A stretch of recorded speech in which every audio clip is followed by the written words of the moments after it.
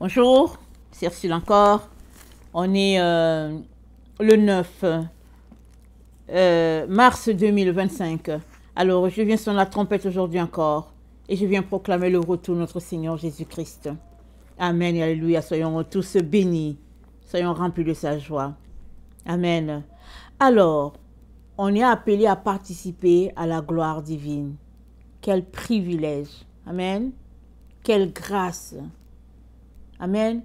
Quelle position, n'est-ce pas, extraordinaire qu'est la nôtre. Parce que Dieu, le créateur de tout l'univers, t'a jugé apte, n'est-ce pas, à venir te joindre à lui pour continuer, n'est-ce pas, cette œuvre extraordinaire qu'il a commencée depuis l'éternité. Amen. Et Dieu aimerait que tous les hommes, peu importe l'endroit où ils sont, soient sauvés. Amen. Il appelle tout le monde au salut. Alléluia et Amen. Alors, je viens aujourd'hui, n'est-ce pas, te dire que toi, qui ne connais pas le Père, n'est-ce pas, de Jésus, Amen, tu es invité, Amen, par Dieu à lui donner ta vie. Jésus-Christ, c'est le pont. Alors, souvent, on peut dire, oui, moi, j'ai une relation avec Dieu. Alors, il y a plusieurs personnes comme ça qui ont une relation avec Dieu. Ils prient, et puis souvent individuel, souvent dans une secte, souvent dans un groupe donné, souvent dans une religion. Ils ont une relation avec Dieu, entre guillemets. Ça, c'est de leur point de vue. Mais du point de vue de Dieu, pour que tu aies une relation avec lui, c'est que tu es appelé à passer par Jésus-Christ. Parce que Jésus-Christ est le Fils du Père. Nous avons été séparés de Dieu à cause de la faute originelle. Et Jésus-Christ a décidé de réparer cela. Il a donné sa vie en échange, n'est-ce pas, de la mort qui était là, pour que nous ayons la vie. Si bien que il est celui-là qui se tient devant le Père pour dire, il m'appartient, elle m'appartient. Voilà pourquoi Dieu demande à tous ceux-là qui disent que Jésus-Christ c'est celui qui est mon avocat, Dieu demande que ceux-là, n'est-ce pas, quand ils viennent prier Dieu, Dieu demande qu'ils passent par Jésus. Voilà pourquoi quand on prie, on fait notre prière au nom de Jésus. Amen. Parce que c'est par Jésus qu'on a accès au Père. Alors, ce petit résumé, n'est-ce pas, te donne de comprendre pourquoi est-ce que c'est Jésus qui est souvent mentionné dans la bouche de certaines personnes, les chrétiens. Et je viens t'inviter aussi, n'est-ce pas, si tu as une relation avec Dieu, que tu crois être, n'est-ce pas, l'être suprême au-dessus de toi, je viens t'inviter à donner ta vie à Jésus. Parce que ta supposée relation avec Dieu ne va pas aboutir à quelque chose de bon pour toi. Parce qu'au fait, devant Dieu, il n'y a pas de relation. La seule relation qui existe entre Dieu et toi, c'est que Jésus-Christ soit ton avocat. Donc, je t'invite à ouvrir la bouche pour dire, Seigneur Jésus, je viens devant toi, je veux te dire merci parce que tu es mort pour moi. Et tu es l'avocat, n'est-ce pas, qui s'est positionné pour me sauver. Voilà pourquoi je viens à toi. Je te dis merci d'avoir donné ta vie pour moi. J'accepte cette vie. Et merci pour ton Saint-Esprit que tu m'as donné, qui est là pour m'instruire, me conduire dans la vérité. Et merci de ce que je suis enfant de Dieu, aujourd'hui même. Et je dis Alléluia. Seigneur Jésus, aide-moi à tenir à mon engagement. Et merci de ce que tu es avec moi tous les jours jusqu'à la fin du monde. Amen. Si tu as fait cette prière, tu es enfant de Dieu. il te suffit juste maintenant de travailler, n'est-ce pas, à bâtir cette relation-là. Que tu viens, n'est-ce pas, de commencer avec Dieu à travers Jésus-Christ. Amen.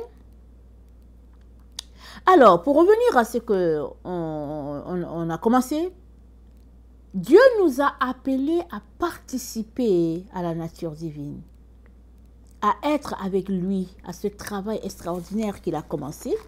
Il a commencé le travail depuis la Genèse, n'est-ce pas? En tout cas, on ne sait pas depuis quand, on sait que c'est depuis l'éternité. Et c'est dit, dans Genèse 1, le verset 2, c'est dit, la terre était informe et vide, et il y avait des ténèbres à la surface de l'abîme. Et l'Esprit de Dieu se mouvait au-dessus, et Dieu dit que la lumière soit, et la lumière fut. Ça, c'est le début. Et on peut lire et lire et lire. Et la création, elle est vaste. Elle ne se limite pas juste à ce qu'on sait qui est expliqué dans la Bible. Et il y a plein de choses que Dieu pourrait nous assigner pour dire fais ceci, fais cela, fais ceci. Et il t'informe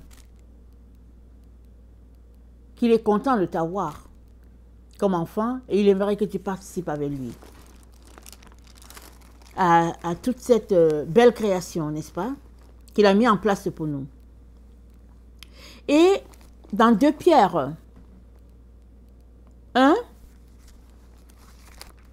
dans 2 Pierre 1, on va revenir tantôt à... Dans 2 Pierre 1, excusez-moi, au verset 3, c'est dit,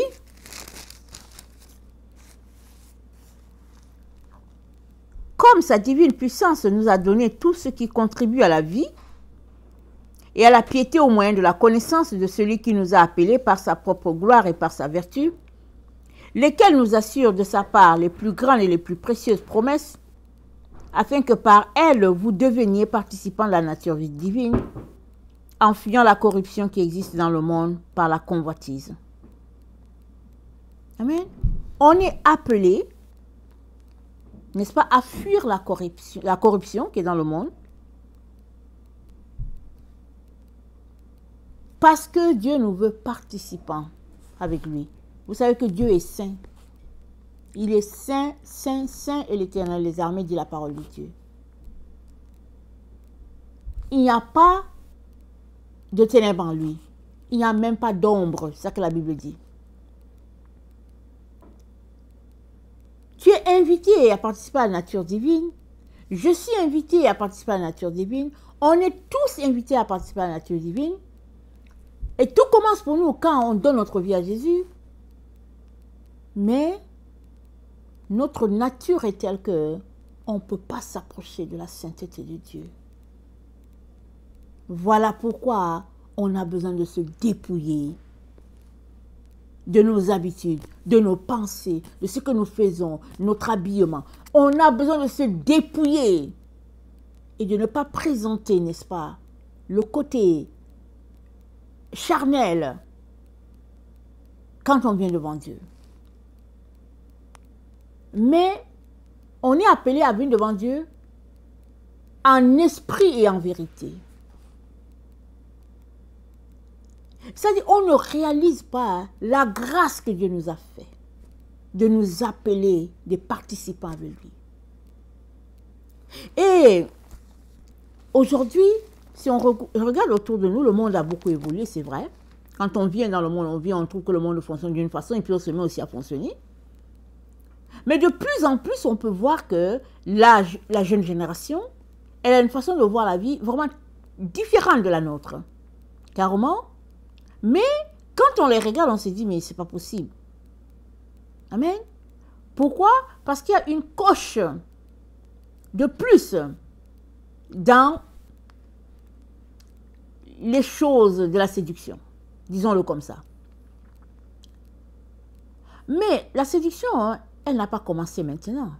elle a commencé, depuis qu'il y a eu la rébellion, n'est-ce pas, avec les anges déchus, c'est là que tout est venu, n'est-ce pas, à pervertir les choses que Dieu a fait. C'est pourquoi il est important que on puisse se sanctifier, se sanctifier, se sanctifier. La sanctification, c'est quoi? C'est la mise à part. Amen. Et Jésus-Christ a prié, il a dit, Père, sanctifie-les par ta parole c'est la vérité. Il dit, Père, mets-les à part par ta parole. En lisant la parole de Dieu, en écoutant la parole de Dieu, en venant devant lui, on sera mis à part. Comment? On va voir certaines choses que Dieu n'aime pas et on va laisser ça. Et on va faire ce que Dieu aime. Pourquoi? Parce que c'est notre Père et on l'aime. Vous savez, quand on aime quelqu'un, on n'aime pas le décevoir. Et souvent, quand on se rend compte qu'on l'a déçu, on pleure et puis on n'est pas bien. On se dit, oh, c'est pas possible. Comment j'ai fait quelque chose comme ça? Amen. Alors, participer à la nature divine devrait nous pousser à laisser certaines choses. Beaucoup de choses qu'on néglige, souvent on ne prête pas attention. Je ne vais pas aller dans cette partie, je ne vais pas ouvrir le passage parce que je ne l'ai pas apprêté. Mais quand Dieu a parlé à Moïse de lui bâtir un sanctuaire, comment le sanctuaire devait être, il a dit à Moïse, je ne veux pas que le sanctuaire soit en pierre taillée. Je veux juste qu'il soit en terre. Et vous savez, on est fait de terre. Amen, on est fait de terre.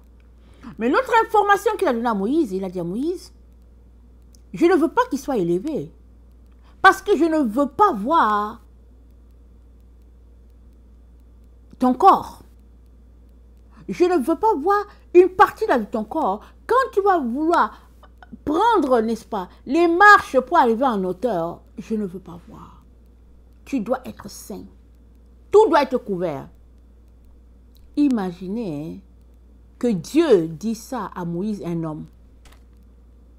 Moïse est un homme et Dieu lui dit, tout doit être couvert, je ne veux rien voir. À combien plus forte raison, nous les femmes, mesdames, mesdemoiselles, à combien plus forte raison nous autres? Souvent, on se dit, c'est pas grave, c'est pas important. Mais je vais vous dire, c'est très très important de se couvrir, de faire attention pour ne pas montrer ses parties. Peu importe si c'est juste un petit... non, on doit faire attention. On doit faire attention. Et je vous dis, c'est très important. Très très important. Pensez-y, mesdames. C'est pour votre protection. Mais c'est aussi la sainteté de Dieu qui le demande. Amen. Il ne faudrait pas que, quand tu viennes quelque part, les gens regardent, on dit, oh, mais elle a de beau ceci, elle a de beau... Non, non, non, non, non. Cache-toi. Couvre-toi. Allez, ferme tout. Viens à l'endroit où tu es, que personne ne remarque quoi que ce soit sur toi. Amen. C'était une parenthèse. Alors,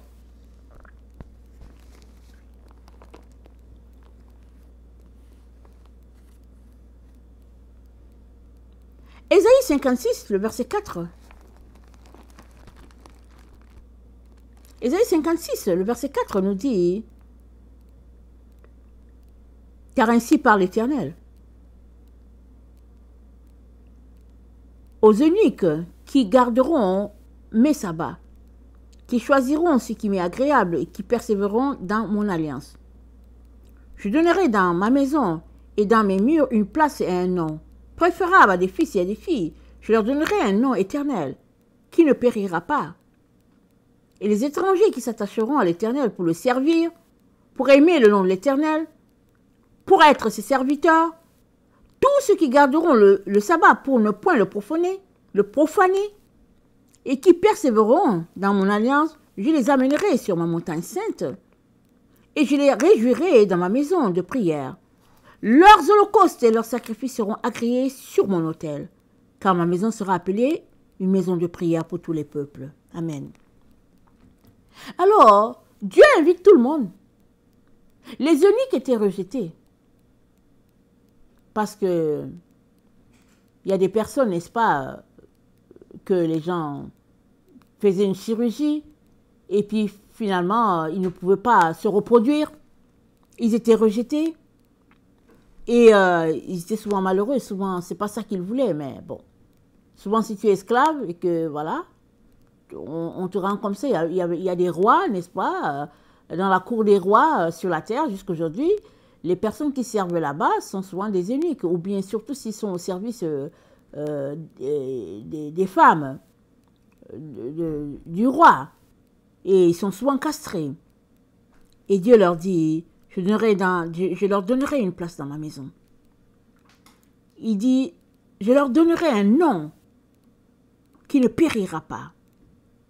Et les étrangers qui s'attacheront à l'Éternel pour le servir, pour aimer l'Éternel, pour être ses serviteurs, tous ceux qui garderont le sabbat pour ne point le profaner et qui persévéreront dans mon alliance, je les amènerai sur ma montagne sainte. Ça dit, dans le temps, c'était le Dieu d'Israël. Si tu étais descendant d'Abraham, alors, voilà, c'était ton Dieu. Et les autres peuples étaient rejetés. Et Dieu dit, même les étrangers qui sont là, s'ils observent mes lois, je les prends, je les amène sur ma montagne sainte. Pourquoi? Parce que Dieu n'a jamais rejeté les gens. Il a toujours aimé, n'est-ce pas, de voir l'être humain participer avec lui à tout ce qu'il est en train de faire. Quel privilège, quelle grâce. Mais qu'est-ce qui se passe que souvent, hein, on ne voit pas ça comme une merveille? C'est parce que le péché nous environne. Nos pensées sont les péchés. Notre chair est portée à aimer juste ce qui est superficiel. On est étranger aux choses de Dieu. Donc, ça n'a aucune valeur pour nous. Dieu a dit, ne jetez pas les choses saintes au pourceau. Pourquoi? Il dit, ne jetez pas vos perles au pourceau. Imaginez des cochons là qui sont là, ils aiment juste se traîner dans la boue. C'est tout ce qu'ils font. Excusez-moi, ils sont là. Tu vois un cochon qui est là tout de suite, là il est sur 4 pieds, et puis le temps que tu tournes la tête, il est dans la boue. Et Dieu dit, si tu prends tes perles là, qui sont vraiment d'une valeur, et que tu donnes ça au cochon, il va juste traîner ça dans la boue. Question de dire, quelque chose de grande valeur, tu ne jettes pas ça. Tu en prends soin. Amen. Et Dieu trouve que nous sommes d'une grande valeur à ses yeux. Et il nous appelle à son service. Mais quand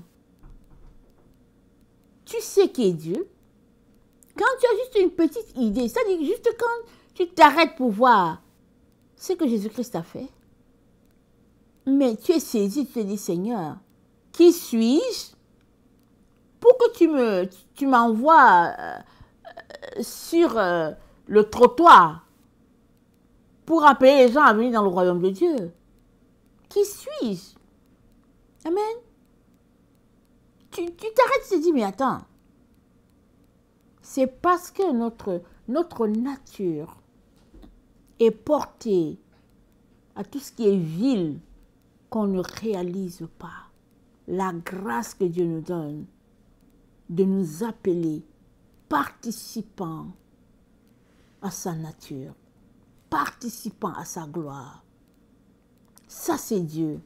Une œuvre extraordinaire. Amen. Mais tu ne peux pas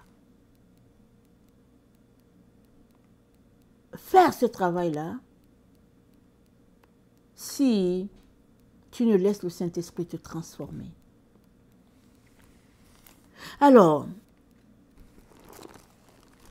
dans Job 7,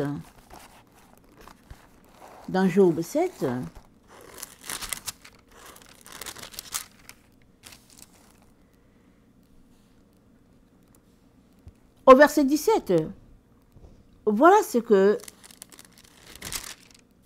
Job 7, verset 17, voilà ce que Job dit. Qu'est-ce que l'homme pour que tu en fasses tant de cas, pour que tu daignes prendre garde à lui, pour que tu le visites tous les matins, pour que tu l'éprouves à tous les instants. Amen. Job s'arrête, il dit, mais qu'est-ce qui est l'homme au fait? Nous savons que Job, il avait une relation avec Dieu. Il est passé par des moments d'épreuves terribles. Et c'est dans ces moments d'épreuves terribles qu'il ne comprend pas que le Créateur de l'univers puisse s'intéresser à lui à tel point que lui, Job, puisse passer par ces moments terribles-là, quand bien même lui, il aurait fait une faute. Qu'est-ce que l'homme? Amen. Et c'est Dieu encore qui dit que nous sommes de la boue. Alors, si nous sommes de la boue, pourquoi est-ce que Dieu nous appelle à participer avec lui à la nature divine? Amen. Et la réponse, c'est Dieu même encore qui la donne. Elle se trouve dans 2 Corinthiens. Dans 2 Corinthiens, je pense 4. Attendez, je vais lire dans la version taupe parce que j'ai perdu... Attendez. Dans 2 Corinthiens 4, j'ai un bout de ma Bible qui est un peu... que j'ai perdu. Alors, je ne pourrais pas lire le passage que je veux lire. Alors, je prends une autre Bible. Alors, dans 2 Corinthiens 4, au verset 7, c'est dit... Attendez, on va commencer au 6. 2 Corinthiens 4, le verset 6. Car le Dieu qui a dit que la lumière brille au milieu des ténèbres, c'est lui-même qui a brillé dans nos cœurs pour faire resplendir la connaissance de sa gloire qui rayonne sur le visage du Christ. Mais ce trésor, nous le portons dans des vases d'argile pour que cette incomparable puissance soit de Dieu et non de nous. Amen. C'est Dieu qui a dit que nous sommes de l'argile. Et il a voulu que ce soit comme ça. Afin que l'œuvre de Dieu, n'est-ce pas, puisse être assez manifeste dans de l'argile. Parce que tout le monde va voir que c'est Dieu. Puisque Dieu a voulu habiter dans de l'argile. Amen. Dieu a décidé d'habiter dans de l'argile. Pourquoi? L'argile en soi ne peut rien faire. Si tu sais un peu faire de poterie, il suffit juste que tu prennes l'argile, n'est-ce pas? Que tu fasses des formes. Ça ne peut pas bouger. Rien ne peut se passer. Mais le souffle de Dieu étant dans l'argile, alors l'argile peut se mouvoir. Amen. Et cette argile, n'est-ce pas, va représenter Dieu. Et c'est ça la gloire de Dieu. Et c'est dit que Dieu a pris les choses folles de ce monde pour confondre les sages. Il a pris les choses viles, ce qui n'a pas de valeur. C'est là que Dieu se manifeste. Amen. Alors, tu es une personne, tu es sans valeur. Tu es de l'argile. Et Dieu s'est arrêté devant toi pour dire, viens, j'aimerais que tu fasses le travail avec moi. Est-ce que vous réalisez ce que Dieu a fait?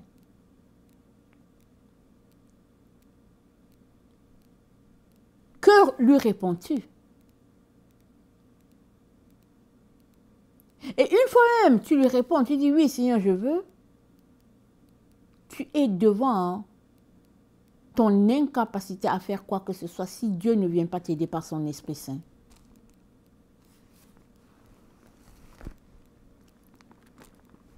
Et dans le psaume 138,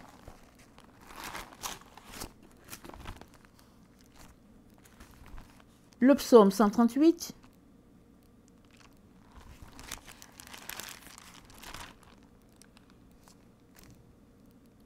au verset 7, c'est dit, où irai-je loin de ton esprit? Et où fuirai-je loin de ta face? Amen. Où est-ce qu'on peut aller? Dieu est partout. Il t'a créé, il t'a façonné, il est partout. Et il te dit, ne reste pas là comme ça.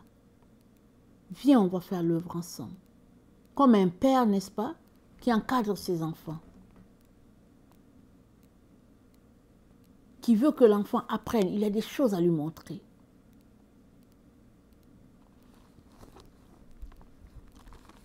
Le psaume 33.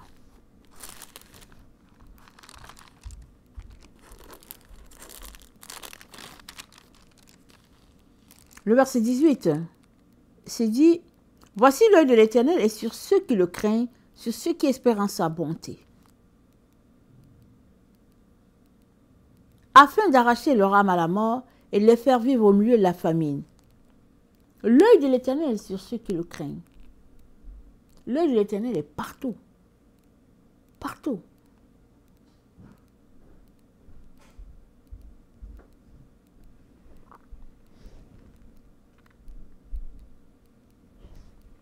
Ésaïe 26.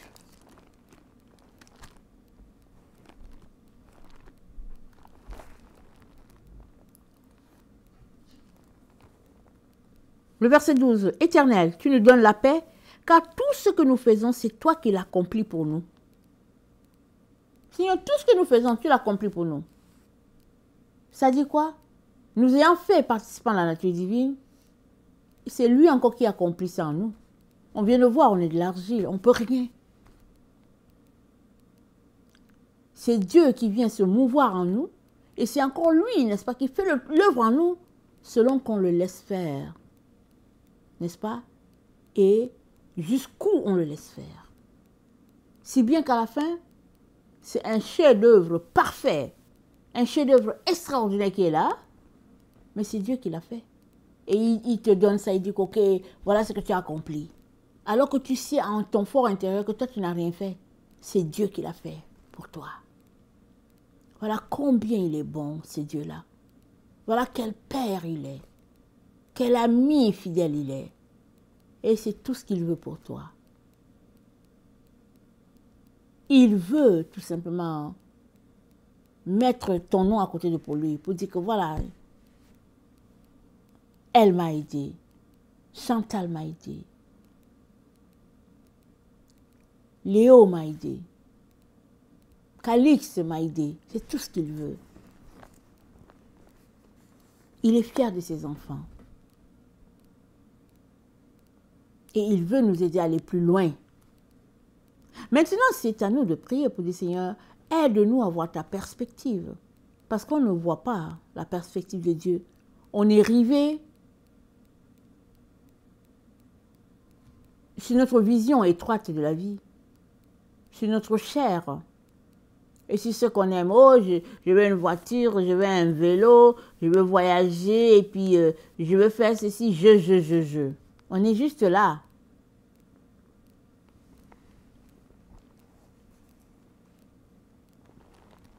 Romains 8, le verset 30.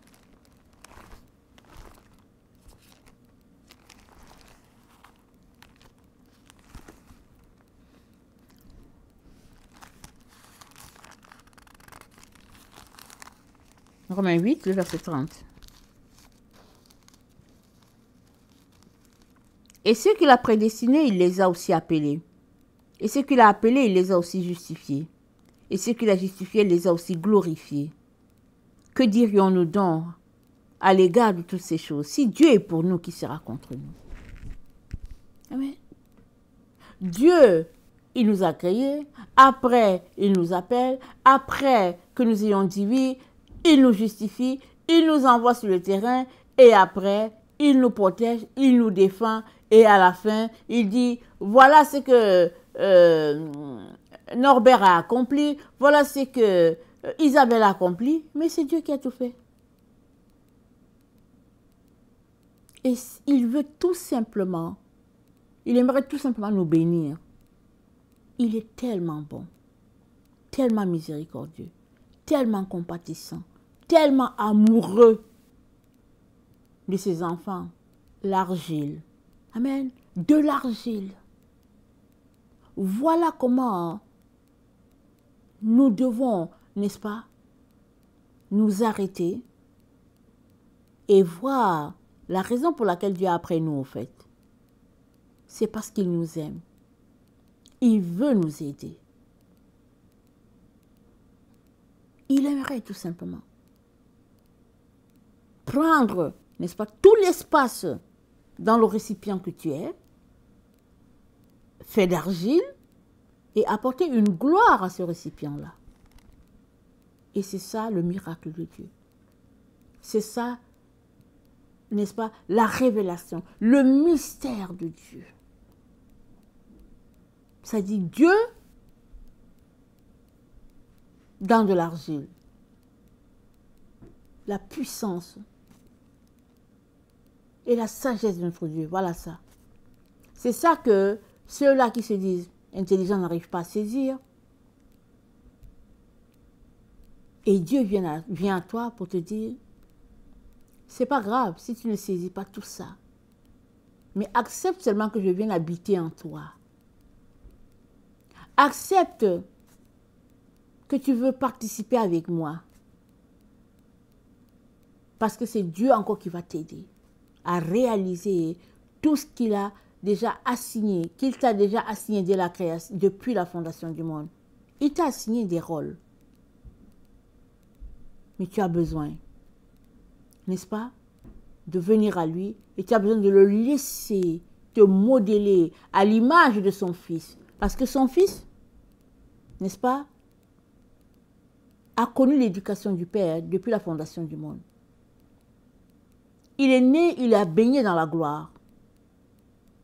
Donc son fils sait comment le Père fonctionne. Il a dit, je fais ce que je vois mon Père faire. Mais nous qui sommes de l'argile, n'est-ce pas, Dieu aimerait nous modeler afin qu'on soit comme son fils. Et il t'invite, aujourd'hui encore, à tout laisser pour lui, pour Jésus-Christ. Dieu t'invite à tout laisser pour Jésus-Christ.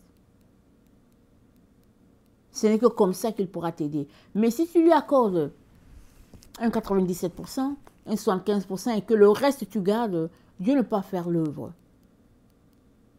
Parce que il a besoin de tout l'espace, de toute la latitude pour faire ce travail extraordinaire que lui-même a commencé. Amen. Je vais terminer en lisant Hébreux 6, le verset 7. Hébreux 6, le verset 7 dit, « Lorsqu'une terre est abreuvée par la pluie qui tombe souvent sur elle, et qu'elle produit une herbe utile à ceux qui... une herbe utile à ceux pour qui elle est cultivée, elle participe à la bénédiction de Dieu. » Amen. Lorsqu'une terre reçoit la pluie, elle participe à la bénédiction de Dieu. Reçois-tu de la pluie? Mais oui, tu reçois la pluie de Dieu. Tu reçois sa nourriture. Tu reçois ses bénédictions. Tu reçois tout ça. Ça dit, tu es une terre propice. N'est-ce pas? Pour les cultures de Dieu. Tu es une terre propice. Et Dieu aimerait, n'est-ce pas, t'aider à ce que cette terre soit extraordinaire. Parce que c'est dit à quelque part que nous sommes le champ de Dieu. Tu es le champ de Dieu. Tu es le terrain de Dieu, abreuvé par son eau. Et il aimerait t'aider à aller plus loin. C'est pourquoi il t'a invité à te joindre à lui. Les premiers apôtres l'ont fait. Plusieurs le font.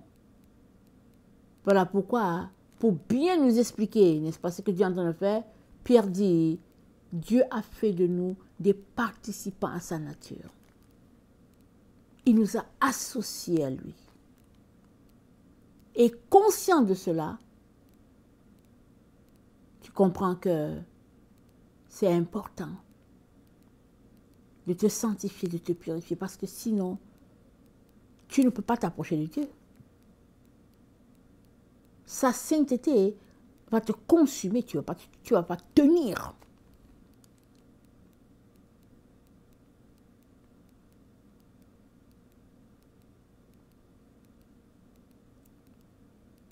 Il est donc important, n'est-ce pas, que toutes ces choses-là qu'on trouve importantes, il est vraiment temps qu'on puisse les laisser et qu'on se concentre à l'essentiel et qu'on dise à Dieu, Père, viens mon secours, aide-moi. Aide-moi à me débarrasser de toutes ces choses auxquelles je suis attachée, afin de te laisser toute la place, afin que tu fasses toute l'œuvre en moi et que je sois tel que tu aimerais que je sois et que je sois tel que tu m'as créé. Merci d'avoir fait de moi participant avec toi. Aide-moi, Seigneur, à ne pas aller prendre encore les fardeaux que j'ai déjà déposés. Aide-moi, Seigneur, à ne pas retourner dans mon passé et porter les choses qui sont déjà laissées. Aide-moi, Seigneur, à aller de l'avant avec toi. Que notre Dieu soit béni. Amen et Alléluia.